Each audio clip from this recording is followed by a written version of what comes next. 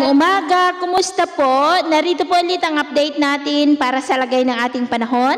Ngayong umaga po ng May 28, 2024 na kung saan sa ngayon po ang sentro ng bagyong si Aghon na ating binabantayan ay nasa Philippine Sea na po. Sa silangang baybayin po ng Cagayan, about 345 km east of Santa Ana, Cagayan, na taglay ang lakas ng hangin na umaabot pa rin hanggang sa 185 km per hour habang kumikilos po ito pa-northeastward, pataas, palayo na po sa ating kalupaan. At gaya po ninyong nakikita, ay halos wala na po itong direktang epekto sa alinmang bahagi ng ating bansa maliban po sa mas pinapalakas nitong habagat o yung hangin na mula naman dyan sa baba na siya naman pong magpapaulan lalo na po sa kanlurang bahagi ng ating bansa. At anumang araw mula ngayon ay posible nang ideklara ang opisyal na simula ng habagat season o yung tag-ulan season. At next week po ay asahan natin ang malakas na bugso ng habagat na maaaring magdulot ng mga pagbaha at pagguho ng lupa at posibleng may mabuo rin na isang banta ng sama ng panahon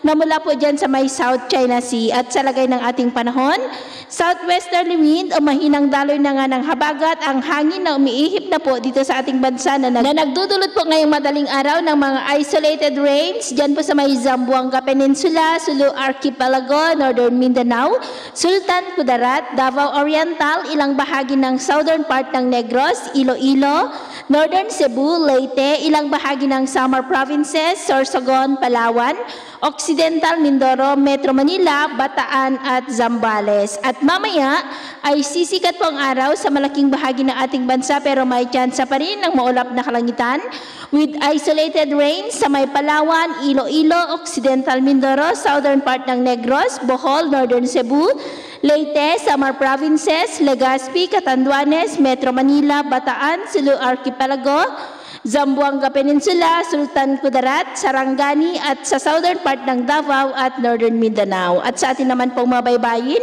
iwasan po muna natin ang papalaot sa silangang baybayin ng Northern Luzon dahil nandyan pa rin si Bagyong Aghon na magdudulot po ng maalon na mga baybayin na aabot po hanggang sa 2 meters height. So yun po ang latest update natin sa araw na ito. At ako pa muli si James na nagsasabing sa kahit na pagsubok po na darating sa ating buhay, huwag na huwag po tayong mawawalan ng pag-asa. Thank you and God bless.